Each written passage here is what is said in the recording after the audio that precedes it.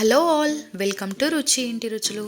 ఇవాల్టి స్పెషల్ కృష్ణాష్టమి రోజున కృష్ణుడికి ఎంతో ఇష్టమైన అటుకులతో చేసే ప్రసాదంలో ఒక రెసిపీని చూపించబోతున్నాను.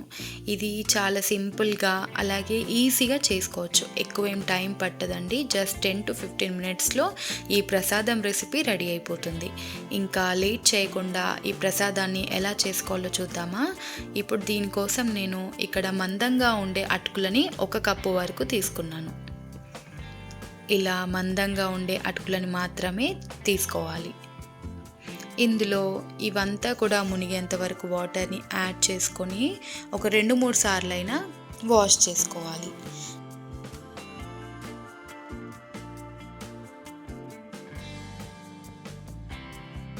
ఇప్పుడు వాటర్ అంతా కూడా డ్రైన్ అవుట్ చేయాలి. ఇంకా అటుకులలో ఇంకా కొంచెం వాటర్ అనేవి ఉంటుంది. ఇలా వీడియోలో చూపిస్తున్న విధంగా చేత్తో కొంచెం కొంచెంగా తీసుకొని గట్టిగా ప్రెస్ చేస్తూ ఆ వాటర్ అంతా కూడా తీసేయాలి.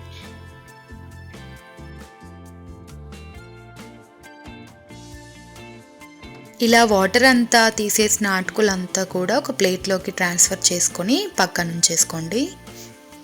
ఇప్పుడు స్టవ్ పైన ఒక ప్యాన్ పెట్టి అందులో 3 టేబుల్ స్పూన్ల వరకు ఆయిల్ని యాడ్ చేసి మంచిగా హీట్ అవ్వనివ్వండి. ఇప్పుడు అందులో 1 టేబుల్ స్పూన్ వరకు ఆవాలు, 1 టేబుల్ స్పూన్ జీలకర్ర, అలాగే 2 టేబుల్ స్పూన్ల వరకు శనగపప్పు ఇవన్నీ వేసి కొంచెం ఫ్రై అవ్వనివ్వాలి. ఇందులోనే 3 టేబుల్ స్పూన్ల వరకు పల్లీలని యాడ్ చేసి ఒకసారి అంతా కూడా ఆయిల్లో ఫ్రై అవ్వనివ్వాలి. 2-3 పచ్చిమిర్చిలను కూడా యాడ్ చేసుకొని ఫ్రై చేసుకోండి. ఇప్పుడు కొంచెం కరివేపాకు, కొంచెం కొత్తిమీర ఇవి 2 వేసి ఆయిల్లో అంతా కూడా ఫ్రై అవ్వనివ్వాలి. 4-5 ఎండుమిర్చిలని యాడ్ చేసుకొని ఒకసారి అంతా కూడా కలిపేసుకోండి.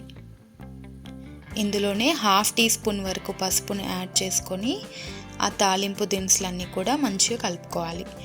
ఇప్పుడు లాస్ట్లో 3 టేబుల్ స్పూన్ల వరకు నిమ్మరసాన్ని యాడ్ చేసుకొని ఒకసారి అంతా మిక్స్ చేసుకోవాలి. ఇందులో ఇప్పుడు మనం పక్కన పెట్టిన ఆ పోహా అంతా కూడా ఇందులో కొంచెం కొంచెంగా యాడ్ చేస్తూ కలుపుకోవాలి.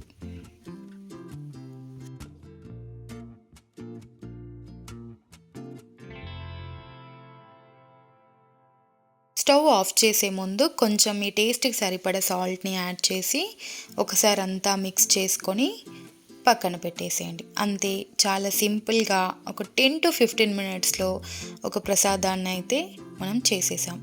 ఇంత ఈజీగా ఉంటుంది, అలాగే చాలా టేస్టీగా కూడా ఉంటుంది. చూశారు కదా ఎంత సింపుల్గా ఉందో. మీరు కూడా ట్రై చేసి మీకు ఎలా కుదిరిందో నాతో మీ ఫీడ్బ్యాక్ని కామెంట్ సెక్షన్లో షేర్ చేసుకోండి. లైక్ చేయండి, అలాగే మీ ఫ్రెండ్స్ అండ్ ఫ్యామిలీ రిలేటివ్స్కి షేర్ చేయండి. మరిన్ని టేస్టీ రెసిపీస్ కోసం రుచి ఇంటి రుచుల్ని సబ్స్క్రైబ్ చేసుకోండి. పక్కనే ఉన్న బెల్ ఐకాన్ని ప్రెస్ చేస్తే నేను అప్లోడ్ చేసే ప్రతి రెసిపీ మీ వరకు రీచ్ అవుతాయి. Thank you for watching.